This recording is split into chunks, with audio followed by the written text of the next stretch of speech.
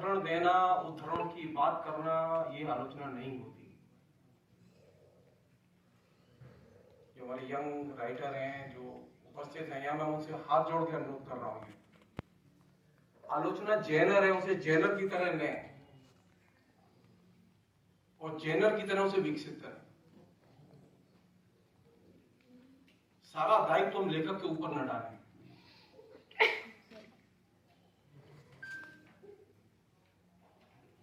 दूसरी एक चीज जो सीखने की है, जो बहुत जरूरी है,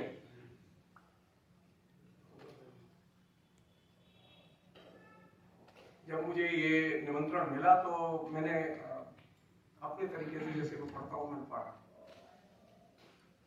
और बाई चांस की बात है कि मैं 50 पन्ने का मैंने एक लेख लिखा, हमें दे दीजिए। और उसमें मैंने एक तरह से ये जो विभाजन का साहित्य है उसका नैरेटिव किस तरह से चलता है, इसके पहलुओं पर कार्य विचार किया। उसमें कोई उदाहरण नहीं है।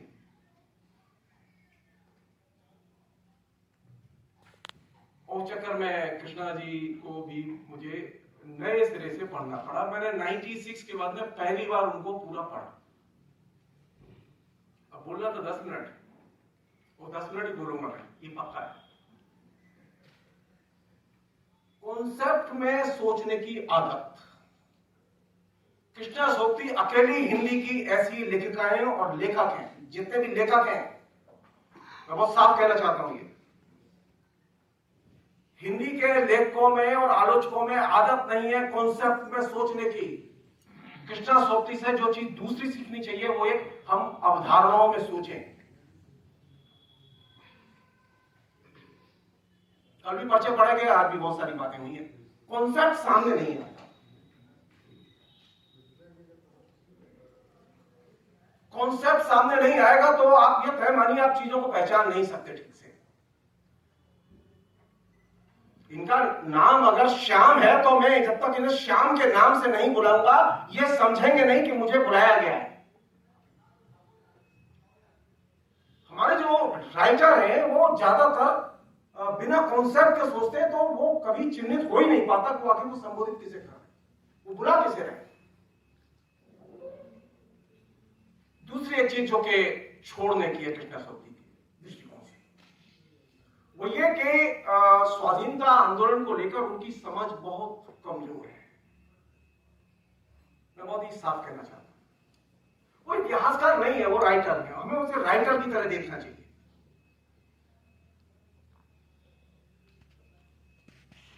वो स्वाधीनता आंदोलन के राजनीतिक इतिहास की इतिहासवेत्ता नहीं है, और जहां वो इतिहास में दाखिल होती है वो उनका कमजोर पक्ष है। उनके कई इंटरव्यू में ये चीज है। लेकिन एक चीज बड़ी शानदार है, पता नहीं मैं सोच रहा था कल भी सुनना था, आज भी सुना, तो ये चीज आए। आपने कभी सोचा कि एक लेखक लगातार विभाजन पर क्यों लिख रहा है? विभाजन हुआ, उस विभाजन पर नई कहानी का आंदोलन, महान आंदोलन। आप सोचिए यहां से कि नई कहानी के आंदोलन के लेखकों ने विभाजन पर कहानियां नहीं लिखी।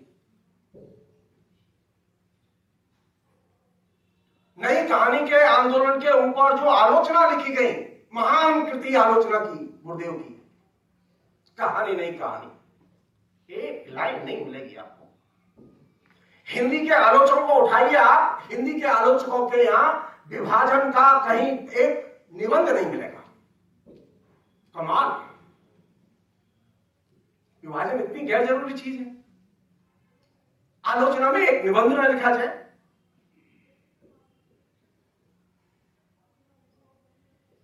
अगस्त 1947 को हम आजाद हुआ, उसके एक महीने बाद इलाहाबाद में प्रगतिशील लेखक संघ का सम्मेलन हुआ। उस सम्मेलन में हिंदी उर्दू के सभी महान लेखक उपस्थित थे।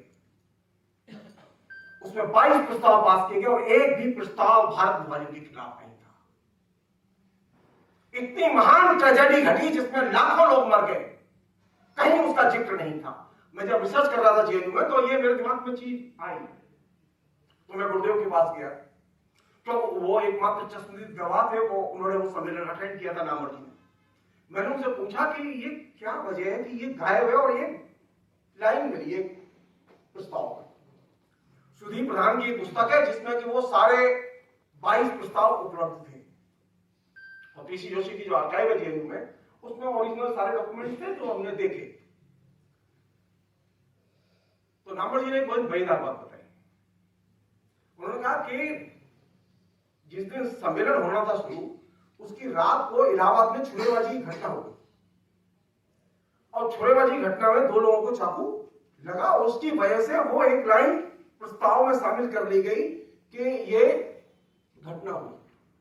अब आप सोचिए, हिंदी के सभी प्रगतिशील लेखक आप लिस्ट उठा के देखेंगे ना तो आपका सिर भरना जाएगा।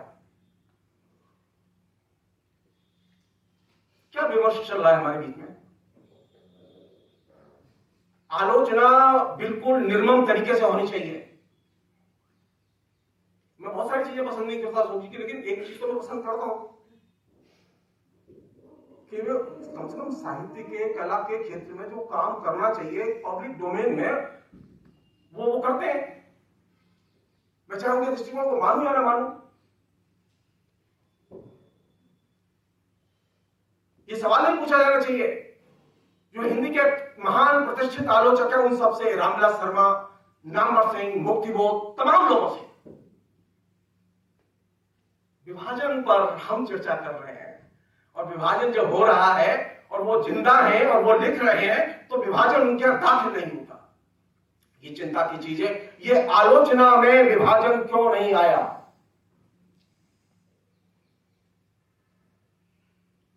मेरे पास समय नहीं है, मैं एक और चीज बोल के मेरी बात खत्म करूं। वो भी जो लोग बोल रहे थे उसके प्रसंग में, वो विभाजन का साइड इफेक्ट क्या है? और मैं एक बहुत ही विलक्षण चीज की तरफ ध्यान दिलाना चाहता हूं।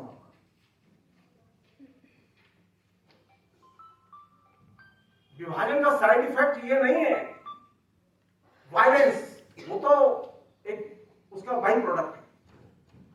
विभाजन का साइड इफेक्ट था एलिनेशन, और जिस व्यक्ति ने एलिनेशन पर सबसे बेहतरीन रचनाएं लिखी उसको आपने धकिया के साहित्य के बाहर खड़ा कर दिया। मेरा इशारा आगे की तरफ। हिंदी की तमाम प्रगतिशील आलोचना ने जिसने एलिनेशन, और ये मेरी राय नहीं है, एक जमाने में कार्ल मार्क्स ने इस चीज की तरफ ध्यान खींचा था। आप याद कीजिए, अब ये उन बड़े लेखकों में जिन्होंने कि बिल्कुल रियल टाइम में विभाजन पर कहानियां लिखी। अब ये उन लोगों में से है जो आपातकाल के दौरान उन्होंने कविताएं लिखी जो महावृक्ष के नीचे उनके काव्य संकलन में शामिल है।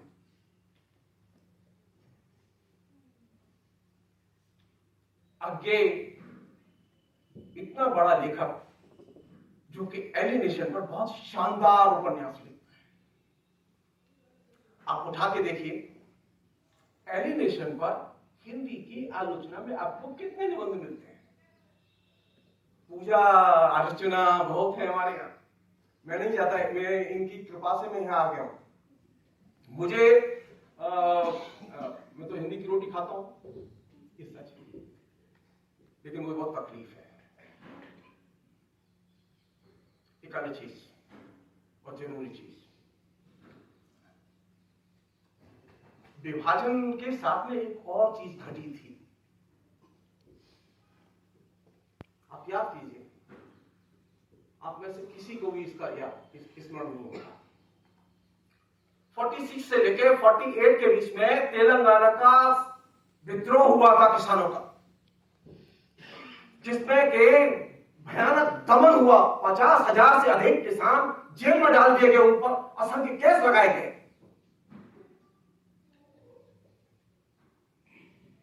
कुछ लोगों को विभाजन नजर भी आ गया। कृष्णा सोप्ते भी उसमें शामिल है, जिसकी तरफ मैं आपका ध्यान खींचना चाहता हूं। किसान की जब त्रासदी घट रही थी तो किसी लेखक को, हिंदी के एक लेखक को एक कहानी लिखने की चिंता नहीं हुई। डेमोक्रेसी चाहिए मुझे किसान नजर नहीं आएंगे, मुझे हाशिए के लोग नजर नहीं आएंगे, मुझे मुसलमान नजर नहीं आएंगे, मुझे हिंदू मुस्लिम नजर नहीं आएंगे। मुझे क्या चीज नजर आएगी? पसंदीदा यथार्थ। मेरी ये चिंता का हिस्सा है। और याद कीजिए आप, विभाजन के साथ में जुड़ी हुई एक घटना हुआ है डेमोक्रेसी, हमारे लोकतंत्र आया। तो क्या लोकतंत्र का वैसे ही विकास हुआ जैसा कि कंसीव किया गया था? तो थर्ड इवेंट जिसका जिक्र बहुत जरूरी समझता हूं, केरल में पहली बार 57 में इलेक्टेड गवर्नमेंट बनी कम्युनिस्टों की। वो पहली दुनिया में पहली गवर्नमेंट थी जहां पे वो इलेक्शन जीत कर आए थे। वो गवर्नमेंट 2 साल के अंदर गिरा दी गई, राष्ट्रपति शासन लगा के। पंडित नेहरू देश के प्रधानमंत्री थे, इंदिरा गांधी अध्यक्ष थी कांग्रेस की। और जानते किस मुद्दे पर? कम्युनिस्टों ने एक अपराध किया था कि उन्होंने जो शिक्षा में जो धर्म है, उस धर्म को उन्होंने शिक्षा से अलग किया। ईसाइयत का, ईसाई संप्रदाय के लोगों का शिक्षा के साथ में बहुत गहरा संबंध था, उसको डीलिंग किया था उन्होंने। और इसी पर वहां पर मुक्ति युद्ध आंदोलन शुरू किया गया और सरकार के खिलाफ में राष्ट्रपति शासन लगाया गया, उस सरकार को गिरा दिया गया। किस चंगुल में फंसे आप? आज शिक्षा के संस्थानों के हर चेयर पर धर्म बैठा हुआ है।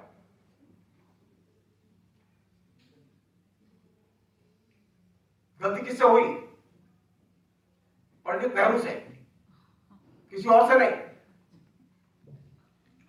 अब आप उठा के देखिए, मेरे कहने से केरल की जो एक घटना जिसका मैं आपसे जिक्र कर रहा हूं, इसका आपको हिंदी की आलोचना में कहीं उल्लेख तक नहीं मिलेगा। मैं किताब का कीड़ा हूं, मैं बहुत पढ़ता हूं, मेरे को पढ़ने के अलावा कोई और काम नहीं है मेरे पास। डेमोक्रेसी के लिए कौन सी चीज जरूरी है और विभाजन से बचने के लिए कौन सी चीज जरूरी है? सिर्फ एक चीज जिसका कि कृष्णा सूत्री जी जिक्र करती है, बहुत ही शानदार लिखा है उन्होंने और बहुत शानदार इंटरव्यू उनके। मैं उनके डिटेल्स में नहीं जाना चाहता। हिंदी की पहली एकमात्र कंप्लीट पॉलिटिकल राइटर है वो। आश्चर्य की बात है, हिंदी के तमाम लोगों ने बड़े बड़े पोथे लिखे, लेकिन उन्होंने कभी उस पर एक मुकम्मल निबंध नहीं लिखा। जानते क्यों? एक तो वो औरत है और मुझे ऐसी चमकती हुई औरत पसंद है, और दूसरा ये कि वो एक ऐसे विषय पर लिख रही है जिस विषय पर मैंने कभी स्टैंड नहीं लिया। कल कुछ लोगों ने जो बात कही थी, मैं विनम्रता से कहना चाहता हूं कि कृष्णा सूत्री को आप फेमिनिस्ट मत बनाइए। कारण क्या है कि जो महान फेमिनिस्ट है फ्रेंच की, मैं बहुत पहले लिख चुका हूं, मैं उल्लेख नहीं करना चाहता है और मैं कभी किसी से कहता नहीं मेरी किताब पढ़ना चाहिए। आज फ्रेंच की सभी जितनी भी फेमिनिस्ट है वे कहती है कि हमें जेंडर को सेंटर में नहीं रखना है, हमें मनुष्य को केंद्र में रखना है।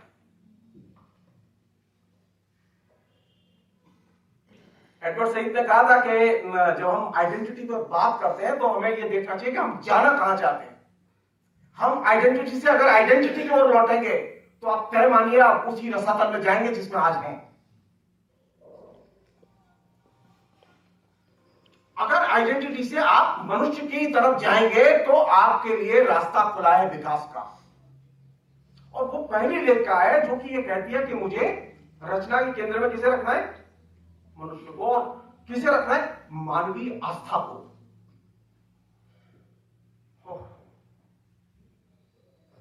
तो अच्छी मुसीबत है। कौन सी चीज चाहिए मुझे? मैं यहां आऊं और मुझे बहुत डिसरेस्पेक्टफुल तरीके से रिसीव करें लोग, मैं रहूंगा अंदर? नहीं रहूंगा।